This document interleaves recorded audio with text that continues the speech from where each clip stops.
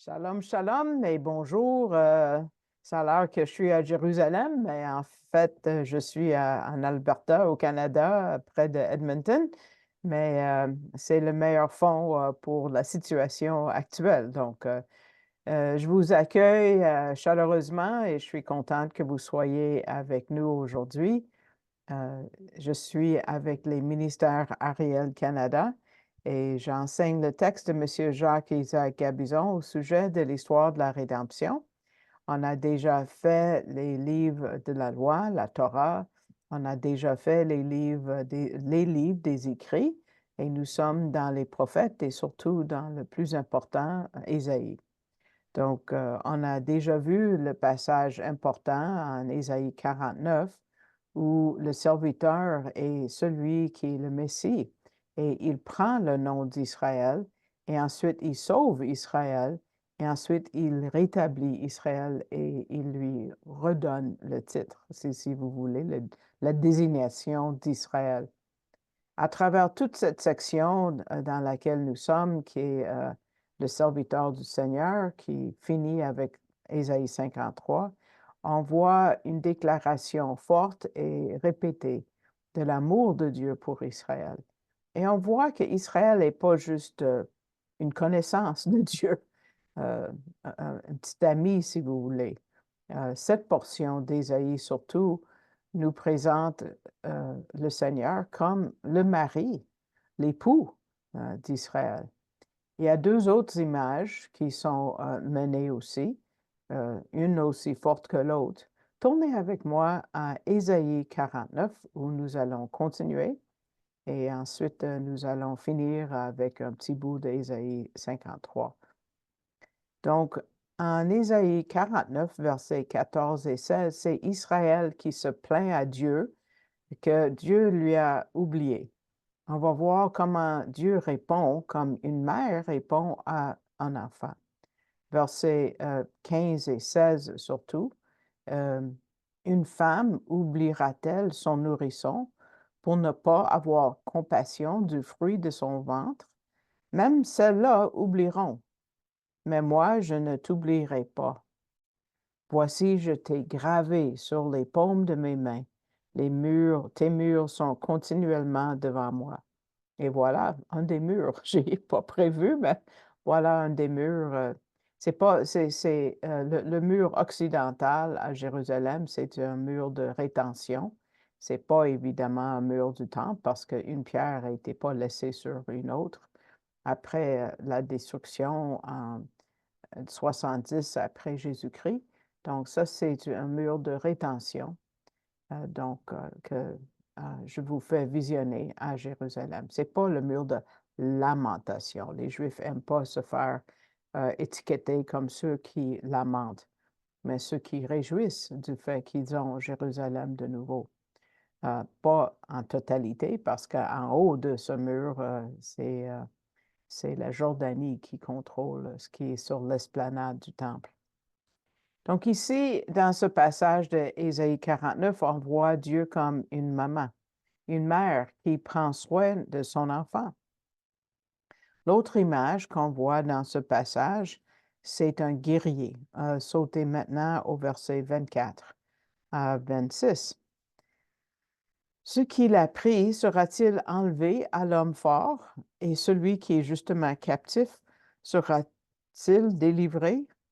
Car ainsi dit l'Éternel, même le captif de l'homme fort lui sera enlevé, et ce qui a été pris par l'homme puissant sera délivré. Et moi, je contesterai avec celui qui conteste avec toi, et je sauverai tes fils. Et je donnerai à ceux qui t'oppriment leur propre chair à manger. Et ils s'enivreront de leur sang comme avec du mou. Et toute chair saura que je suis l'Éternel, ton Sauveur, et ton Rédempteur, le puissant de Jacob.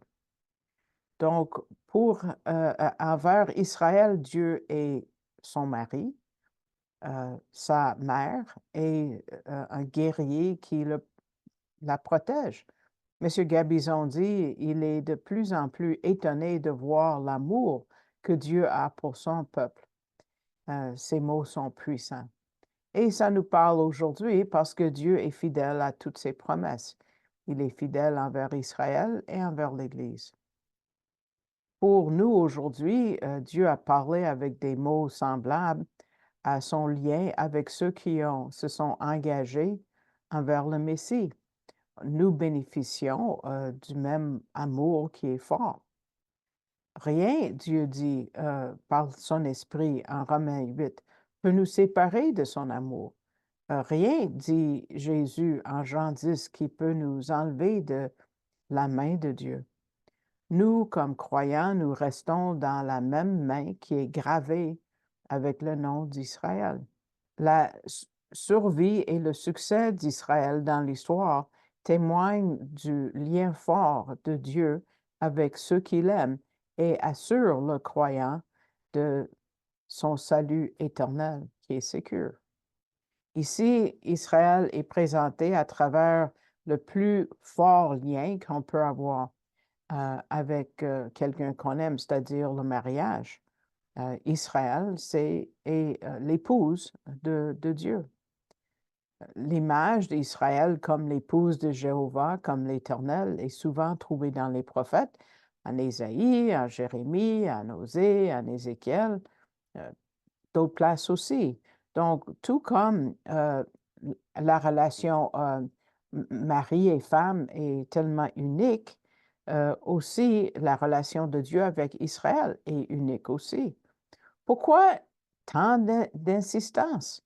Pourquoi tant de répétitions concernant ce lien, cette alliance entre Dieu et Israël, surtout dans ce livre du serviteur de Jéhovah, serviteur de l'Éternel? C'est notre section. C'est pas difficile à voir, n'est-ce pas? Surtout parce que ce lien est de plus en plus mis en question et dilué de plus en plus par des gens qui ne comprennent pas. Pour plusieurs, ce problème peut-être a l'air insignifiant, mais ce n'est pas comme ça que c'est présenté dans les Écritures. L'ampleur du problème est impressionnante et à la fin, les résultats sont ce que les prophéties enseignent, qu'Israël va se trouver de plus en plus isolé. On le voit de nos jours, au point où le monde va un jour accueillir l'Antéchrist, qui va amener l'abomination de désolation à Jérusalem, que nous voyons devant nos yeux, derrière moi à l'écran, comme Jésus dit en Matthieu 24. Et on peut voir dans l'avenir, avec l'Antéchrist, l'antisémitisme à son maximum. Et c'est là où ça mène. C'est pas petit, la relation d'Israël avec Dieu.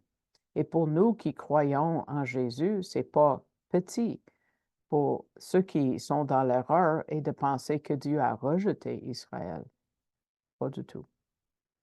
Nous allons sauter maintenant au chapitre 51. On a déjà vu chapitre 50 en beaucoup de détails par rapport à l'enfance de Jésus. En chapitre 51, on voit le serviteur qui fait son entrée.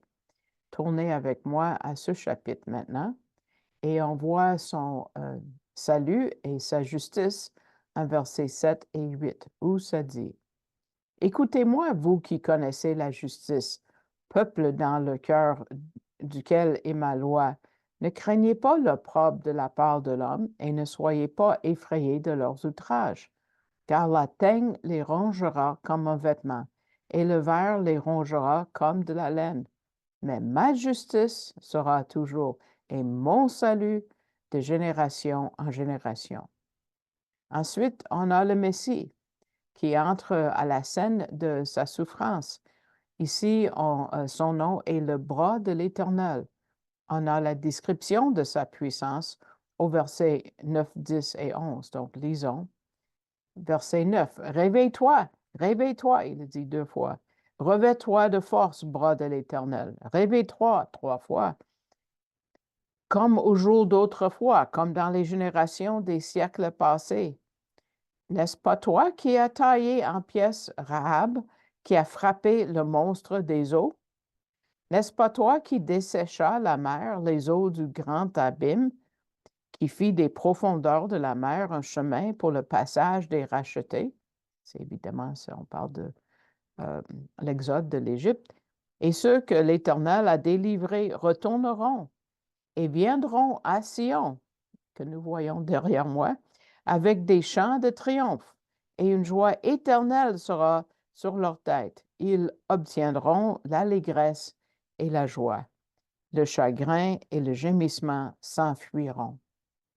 Donc, ça commence au verset 9 avec un appel. Réveille-toi, réveille-toi, revêt-toi de force, bras de l'Éternel. Donc, cet appel va au bras de l'Éternel, Yahvé.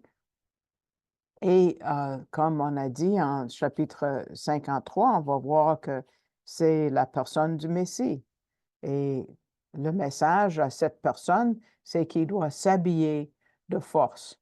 Ici, le bras de l'Éternel, le serviteur qui a toujours été là, de l'éternité, les prophètes nous disent, entre dans le stage final. En passant, si peut-être vous êtes posé la question, Rahab, c'est qui? Rahab, on voit que c'est l'Égypte. Si vous voulez prendre en note deux passages, vous pouvez les garder plus tard. On voit que Rahab est une référence à l'Égypte en Ésaïe chapitre 30, verset 7, Ésaïe 30, verset 7, et le psaume 87, verset 4. Psaume 87, verset 4. Le bras de l'Éternel est le serviteur lui-même. Et on approche chapitre 53 qui est vraiment le summum des prophéties bibliques par rapport à la personne de Jésus. Et on voit qu'il vient de loin, on le voit. Donc, tournons maintenant au chapitre 52. Chapitre 52, où la prochaine mention du bras de l'Éternel, on voit qu'il souffre aux mains des hommes. Chapitre 52 de Ésaïe, verset 10. L'Éternel a mis à nu le bras de sa sainteté aux yeux de toutes les nations, et tous les bouts de la terre verront le salut de notre Dieu. Il a mis à nu le bras de sa sainteté. Peut-être vous pensez à la souffrance de Jésus parce qu'il a souffert, ou peut-être on le pense comme à la croix parce qu'il était littéralement nu à la croix. Mais le docteur Fruchtenbaum dit c'est une façon de dire qu'il est révélé à tous. Au chapitre 52, on a une nouvelle section, une section qui nous amène au chapitre ultime de 53. Donc, revenons au début du chapitre 52 et lisons les mots de cette grande introduction. Donc, ici, avant la description de la souffrance et de la mort du Messie, on voit la victoire du Messie. Et c'est souvent le cas. Quand on a des prophéties, on voit la victoire avant qu'on détaille la souffrance. Donc, en Ésaïe 52, versets 1 à 3, la prophétie est donnée comme si c'était déjà accompli, déjà fini, c'est déjà au passé. Et on voit qu'on dit à Jérusalem de se réjouir. Donc, c'est pour ça. Donc, verset 1, réveille-toi, réveille-toi, revêt-toi de ta force, Sion, revêt-toi de tes vêtements de parure, Jérusalem, ville sainte, comme on voit derrière moi. Car l'incirconcis et l'impur n'entreront plus en toi. Secoue de toi la poussière, lève-toi, assieds-toi, Jérusalem, délivre-toi des chaînes de ton cou, captive fille de Sion. Car, ainsi dit l'Éternel, vous vous êtes vendus pour rien et vous serez rachetés sans argent. Réveillez-vous, mettez-vous vos meilleurs vêtements, parce que le salut est venu et c'est gratuit. Secoue de toi la poussière, lève-toi, assis-toi, sois en paix, parce que le Messie t'a racheté. Et une fois de plus, on nous dit c'est qui l'identité du serviteur. Regardons les trois derniers mots de cette section. Les trois derniers mots surtout du verset 6, mais on va lire le verset 6 au complet. C'est pourquoi mon peuple connaîtra mon nom. C'est pourquoi en ce jour-là, il connaîtra que c'est moi-même qui dis, me voici. C'est qui parle? C'est l'Éternel qui parle ici. Regardons, reculons au verset 4. Car ainsi dit le Seigneur l'Éternel. Verset 5. Et maintenant, qu'ai-je à faire ici? Dit l'Éternel. Et verset 6, c'est pourquoi mon peuple connaîtra mon nom. Son nom est le serviteur Yeshua. Donc, une fois de nouveau, Dieu nous montre la nature divine du Messie. Me voici, les derniers mots du verset 6, c'est Hineni en hébreu. Hineni, c'est deux mots en hébreu. Et dans les versets qui suivent, il nous encourage à apporter cette nouvelle aux autres, de proclamer sa venue. Lisons versets 7 et 8 maintenant. Combien sont beaux, c'est un passage que vous connaissez, combien sont beaux sur les montagnes les pieds de celui qui apporte de bonnes nouvelles, qui annonce la paix, qui apporte des nouvelles de bonheur, qui annonce le salut, qui dit à Sion, ton Dieu règne. La voix de tes sentinelles, elles élèvent la voix, elles exultent ensemble avec chant de triomphe, car elles verront face à face quand l'Éternel restaurera Sion. Comment est-ce qu'on peut garder le silence face à une venue comme ça? Comment est-ce qu'on peut ne pas parler aux autres quand l'Éternel lui-même vient dans le corps d'un homme pour mourir comme quelqu'un qui est rejeté? Ici, il nous appelle à proclamer la paix, proclamer le salut. Il nous appelle des sentinelles. Il nous appelle à lever nos voix. Donc, ces mots sont adressés à nous parce que le Messie est venu. Le serviteur souffrant est venu. Il a fait son travail. Et maintenant, Dieu nous appelle à travailler avec lui comme ses serviteurs. Donc, c'est lui qui nous parle, nous qui sommes le corps du Messie. Le passage est cité en Romains 10, verset 15, à l'Église. Romains 10, 15 dit, et comment prêcheront-ils à moins qu'ils ne soient envoyés, selon ce qui est écrit? Combien sont beaux les pieds de ceux qui annoncent la paix, de ceux qui annoncent de bonnes nouvelles. Et c'est marqué que c'est une citation de Ésaïe 52, verset 7, que nous venons de lire. Donc, nous sommes appelés à prêcher, à proclamer, à parler de ce grand salut que nous avons en Yeshua. Maintenant, avant de regarder et commencer avec la prophétie qui commence dans le fond à la fin du chapitre 52 et continue tout à travers le chapitre 53, on va se poser une question. Si c'est si clair, pourquoi est-ce que le judaïsme moderne ne croit pas que ce chapitre parle du Messie? M. Gabizon dit qu'une fois, on lui a invité d'aller à une synagogue et de défendre sa foi.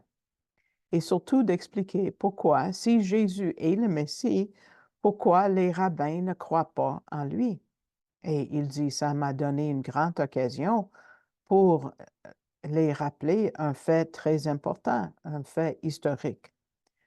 Parce que comme les pharisiens, tout comme les gens dans le judaïsme moderne d'aujourd'hui, nient que ce passage est messianique, beaucoup de rabbins dans le passé ont cru, avant l'époque de Jésus, et même après, et même dans le Talmud, leurs propres écrits humains, si vous voulez, ont compris que ce passage parle du Messie lui-même. Le passage dit très clairement que le Messie sera rejeté de son peuple, qu'il va mourir pour leurs péchés et il va revenir à sa deuxième venue. Et puis, moi, j'ajouterais personnellement que quand est-ce que la majorité des Juifs ont suivi la vérité? Nommez-moi une période dans l'histoire de la Bible où la majorité des Juifs ont été dans la bonne voie. Il n'y en a pas. Il n'y en a pas. M. Gabizon continue en disant le Targum, qui est la traduction araméenne d'Ésaïe, qui a été écrit évidemment avant la naissance de Jésus, ouvre cette section, verset 13, avec ces mots.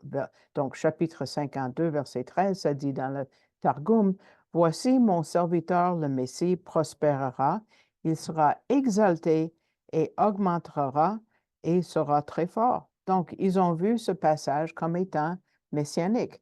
D'où vient-il ce passage? C'est du Midrash Rabbah. C'est une collection des écrits rabbiniques entre l'an 200 et 500 après Jésus-Christ. Donc, dans ce livre, beaucoup de rabbins ont compris ce passage comme l'ouverture de l'âge messianique. Et c'est important parce que quand nous allons arriver au chapitre 53, les commentateurs modernes vont dire que Ésaïe 53 n'est pas messianique du tout. Et là, je vais les citer. Grand est la paix en voyant que quand le roi messianique doit venir, il va commencer avec de la paix, qui sont beaux sur les montagnes, les pieds du messager des bonnes nouvelles qui annoncent la paix. C'est pour ça que M. Gabizon dit, je fais un point fort pour dire que, pour énoncer leurs commentaires, ce qu'ils disent. Parce que aujourd'hui, on dit, il y a une expression, si tu demandes à deux juifs, tu vas avoir trois opinions. Donc, les croyances dans le Messie sont très, très diverses. Et les enseignements rabbiniques sortent complètement des Écritures. Leur opinion de qui est le Messie est mélangée avec beaucoup de oui-dire. Et pour fermer le tout, ils disent que Ésaïe 53 ne parle pas du tout du Messie, même si des centaines de leurs propres enseignants l'ont clairement vu. M. Gabizon dit, laissez-moi vous donner une autre citation de la Société des publications juives dans leur guide aux traditions juives. Ce que ça dit par rapport au Messie dans leur guide des traditions juives et pourquoi Jésus ne peut pas être le Messie. Et là, je cite, « Les Juifs nient les réclamations messianiques par rapport à Jésus à cause de deux raisons. Il n'a pas amené la souveraineté politique pour les Juifs ou la protection de leurs ennemis et il n'a pas fait l'entrée dans le monde de paix comme nous voyons en Ésaïe chapitre 2, verset 4, où ça dit « Une nation ne lèvera pas l'épée contre une autre nation et on n'apprendra plus la guerre. » Mais est-ce que leur déni est justifié? Qu'est-ce qu'on dit face à ces argumentations? D'abord, il faut se poser la question que selon la Torah, la loi, et selon les Écritures hébraïques, est-ce que le but de la première venue du Messie était pour amener la paix? Non. Non, l'Ancien Testament, la Tanakh, nous dit qu'il vient pour mourir, pour racheter. Cette compréhension est même enseignée par le propre rabbin. Le Messie vient en premier sur le dos d'un âne et pas sur un cheval blanc. Nous lisons en Zacharie 9.9. En Zacharie 12.10, vont-ils pas reconnaître celui qu'on aura percé quand il va revenir finalement et apporter la paix sur la terre? Selon ce verset, ça dit qu'ils avaient déjà percé le Messie. Quand est-ce que ça s'est arrivé? À la première venue, comme nous voyons dans le psaume 22 ou dans Ésaïe 53. Et c'est triste qu'une telle réclamation est donnée par un organisme si respecté, la communauté juive. Il empêche les Juifs de vraiment goûter l'accomplissement de leur désir de découvrir le vrai Messie et de remplacer cet espoir qu'ils ont. Ils ont inventé beaucoup de théories qui ne s'alignent même pas les unes aux autres et surtout pas aux textes sacrés de la Bible. Donc, on peut bien comprendre pourquoi, à travers l'histoire d'Israël jusqu'à aujourd'hui, on peut nommer au moins 64 individus différents qui se sont dit être le Messie. Ces faux Messies, même ceux d'aujourd'hui, euh, euh, prospèrent, si vous voulez, sur le dos d'un manque de références bibliques. Il n'y a pas de fondement à leur réclamation. S'ils connaissaient les Écritures, il n'y a aucune de ces réclamations qui se tiendrait debout. Les faux messies ne seraient pas existés plus d'une heure parce que ça ne se peut pas. Donc, maintenant, nous allons commencer à ouvrir cette section euh, de Ésaïe 53, que rappelons-nous que les numéros des chapitres ont été mis par après. Donc, la section commence vraiment à la fin de chapitre 52. Donc, regardons verset 13 de chapitre 52. M. Gabizon dit que ce passage, c'est un rêve des commentateurs parce que c'est un des plus faciles dans les Écritures à comprendre. Ça ne prend pas beaucoup d'explications. On va voir que je donne pas beaucoup d'autres diapos qui viennent d'ailleurs dans la Bible parce que c'est clair, noir sur blanc. Quand ça vient à des doctrines super importantes comme le salut, c'est la sécurité de notre salut, le futur éternel, ils nous sont donnés comme toute cuite dans la bouche, sur un plateau d'argent.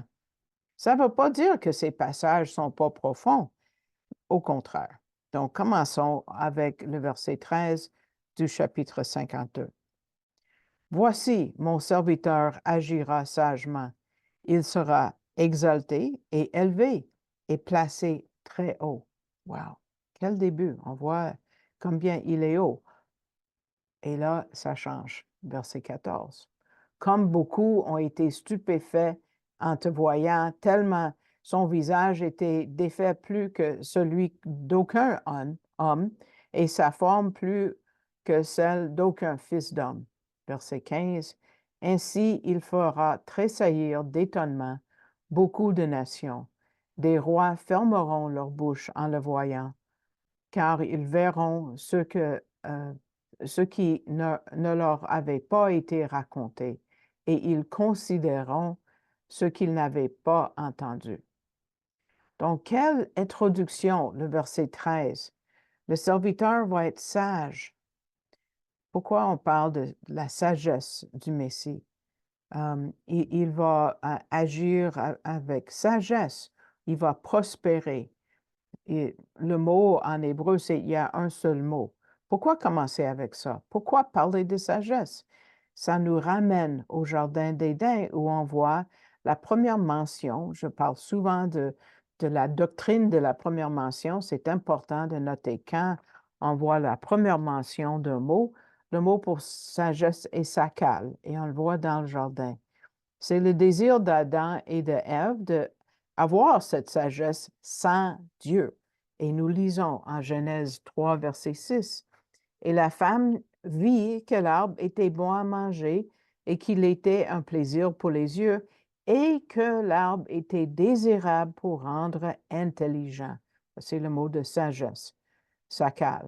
Et elle prit de son fruit et en mangea, et elle en donna aussi à son mari pour qu'il en mangeât avec elle, et il en mangea. Donc, c'était leur désir d'être sage, comme Dieu. Et c'est ça qui a amené la chute de l'homme. Mais le serviteur divin, qui est le dernier Adam, n'est-ce pas? Il était sujet au Père et il n'est pas tombé dans le piège de l'ennemi ou le malin. Parce que contrairement à Adam ou à toute autre personne qui a déjà vécu, il est sage dans toutes ses façons, toutes les façons qu'il agit. Le mot sakal parle d'intelligence, d'avoir un raisonnement qui est sain, Comme un homme, alors, Jésus a réussi où Adam a échoué. C'est là où nous devons réussir dans notre démarche et notre sagesse. Et nous restons humbles et surtout pour dépendre de Dieu en toutes choses. Les 3 prochains mots décrivent vraiment qui il est.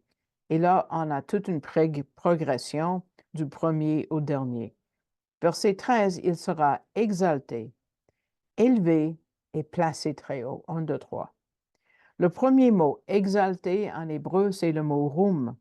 Roum veut dire de élever, élevé très haut, et une place très, très haut. Le deuxième mot, c'est le mot élevé, le mot nasa, qui veut dire élevé encore plus haut.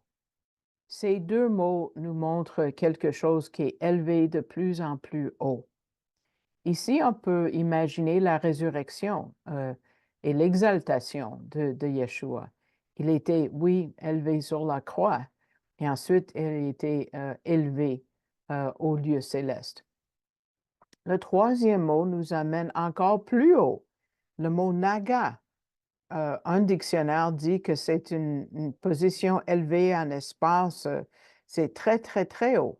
Je vais vous lire, si vous voulez tourner, vous pouvez, on va retourner à la même section, mais en Ésaïe 55, verset 9, 55, 9, ça dit, « Car comme les cieux sont élevés au-dessus de la terre, donc on ne peut pas imaginer plus haut que ça, ainsi mes voix sont élevées au-dessus de vos voix et mes pensées au-dessus de vos pensées. » Donc, c'est la place plus haut dans l'univers, peut-être jusqu'au trône de Dieu, de la croix au trône. C'est ça l'idée de la combinaison de ces 3 mots. J'espère que ça vous a mis l'eau à la bouche, mais c'est la fin de la première partie de cet enseignement. Et je vous remercie de votre écoute. J'espère que ça vous a béni. Et si vous écoutez en ligne, n'oubliez pas de mettre le pouce vers le haut. Ça va augmenter notre visibilité. Et priez, s'il vous plaît, pour le ministère. On a besoin de vos prières. J'ai besoin de vos prières. Et je veux remercier personnellement tous ceux qui envoient de l'argent pour me soutenir financièrement, un don régulier ou un don ponctuel. Je les apprécie tous et c'est ça qui me fait vivre. Sans ces dons-là, j'ai pas d'autres revenus. Donc, merci beaucoup, beaucoup. Et si vous avez à cœur de me soutenir et vous ne savez pas comment faire, je veux vous montrer comment faire ça en ligne électroniquement. Donc, vous voyez le site arielcanada.ca. Ensuite, vous allez voir un drapeau canadien, ou, pardon, français.